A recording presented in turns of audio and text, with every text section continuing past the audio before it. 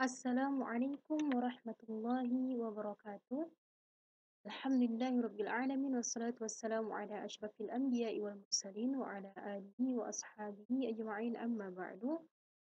Shalli wa nusallim ala habibina Muhammad sallallahu alaihi wasallam alladhi qad hamalana min dhulumati ila an-nuri hatta nastati'a an nufarriqa baina wal ba'. Bismillahirrahmanirrahim. Saya akan menjelaskan mengenai pendidikan Islam sebagai subsistem pendidikan nasional dan peraturan-peraturan perundang-undangan. Pendahuluan.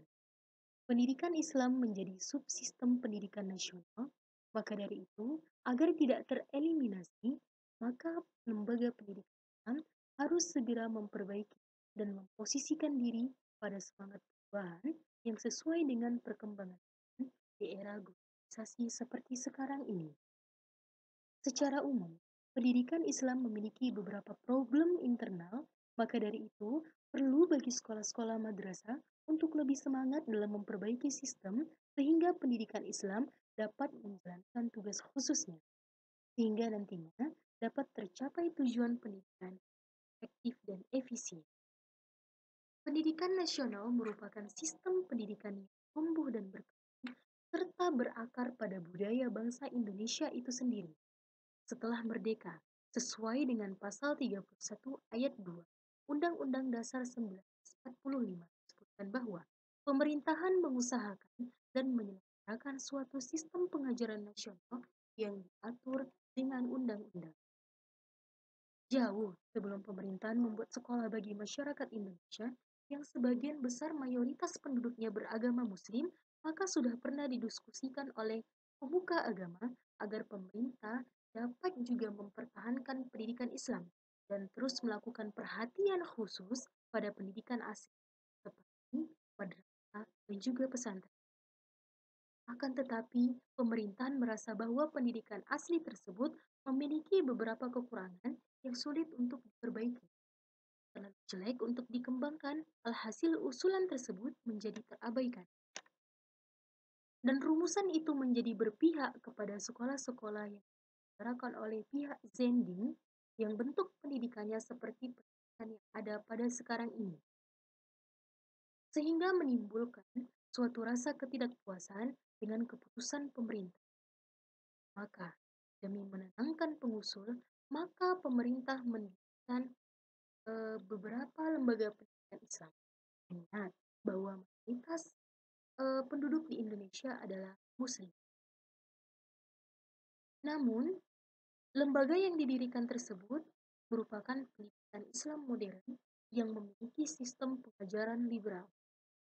Sampai muncullah gejolak dan kemarahan para tokoh pendidik masyarakat, pendidik madrasah dan pesantren. Dan hal ini juga menyebabkan kekecewaan, sehingga ditetapkanlah pendidikan Islam yang berupa pengajian Al-Quran yang berprinsip kepada ajaran-ajaran Islam yang murni dan yang sesungguhnya, meskipun bersifat mandiri di kalangan umat Islam itu sendiri.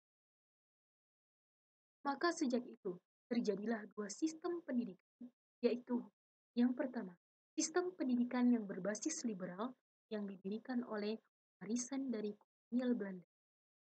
Lalu yang kedua, sistem pendidikan tradisional yang berupa pengajaran keislaman yang murni dan berkembang di kalangan masyarakat.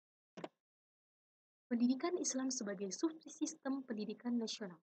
Pendidikan Islam terus tumbuh dan berkembang seiring dengan perkembangan zaman dan telah menjadi subsistem pendidikan nasional yang sejalan dengan latar belakang Indonesia sebagai negara yang beragama dan percaya dengan Allah Subhanahu wa taala Maha Esa. Segala bentuk aktivitas warga negara Indonesia juga memiliki keterikatan dan berkesinambungan dengan nilai-nilai dan unsur-unsur keagamaan. Maka dengan itu, pemerintah Indonesia mengesahkan dan mengakui secara konstitusional yang tertuang di dalam Pancasila yang pertama yang berbunyi Ketuhanan Yang Maha Esa. Menteri mengeluarkan SKB Menteri yang telah diputuskan oleh 3 menteri sehingga muncullah istilah SKB 3 Menteri pada tahun 1975. Sehingga pendidikan Islam tidak lagi dinomorduakan. Nah, atas pengesahan tersebut. Isi pengesahan penyetaraan sistem pendidikan Islam tersebut adalah sebagai berikut. Sistem penyelenggaraan penjenjang atau tingkatan dan kurikulum pengetahuan agama dan umum disamakan di sekolah-sekolah umum yang dinaungi oleh Dikdikbud atau Kementerian Pendidikan dan juga Kebudayaan, yaitu MAN setara dengan SMA yang berlangsung pendidikannya selama 3 tahun. Ada juga MTSN yang pendidikannya berlangsung juga selama 3 tahun dan ini setara dengan SMP. Ada juga MIN yang setara dengan SD yang masa program pembelajarannya selama 6 tahun.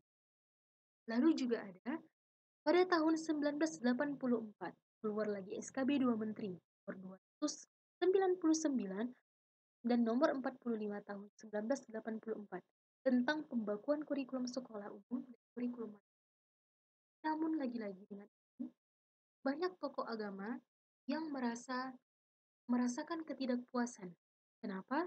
Sebab apabila ini terjadi, maka ijazah dari sekolah, madrasah, ataupun pesantren akan lebih sempit dalam perkembangannya. Karena nantinya akan terlalu berpusat dan sulit untuk melanjutkan pendidikan selanjutnya ataupun nanti mencari pekerjaan karena tidak berkesinambungan. Lalu selanjutnya, pendidikan Islam dalam sistem pendidikan nasional. Undang-Undang Dasar 1945 Pasal 31 Ayat 2 menyatakan, pemerintah mengusahakan dan menciptakan suatu sistem pendidikan dan pengajaran nasional yang diatur dengan undang-undang. Dari isi undang-undang tersebut, PPKI juga menjelaskan bahwa pendidikan dan pengajaran nasional berbasis agama dan tidak mengesampingkan nilai-nilai kebudayaan kebangsaan atau budaya kebangsaan. Bukti Islam ada di dalam pendidikan. Pertama, terjadinya Islamisasi budaya Nusantara, semakin berkembangnya pendidikan Islam yang ada di dalam sistem pendidikan nasional, lalu adanya usaha pembaharuan pendidikan dan menerapkan budaya keislaman. Lalu, menjadikan pendidikan Islam sebagai suatu sistem dilakukan melalui beberapa pendekatan di antaranya. Pertama, hakikat pendidikan dalam konsep tarbiyah, dalam konsep takdir, dan juga dalam konsep ta'lim. Lalu, kriteria hakikat peserta didik, hakikat kurikulum. Alhamdulillah, syukran, terima kasih. Wabillahi taufiq wal hidayah. Wassalamualaikum warahmatullahi wabarakatuh.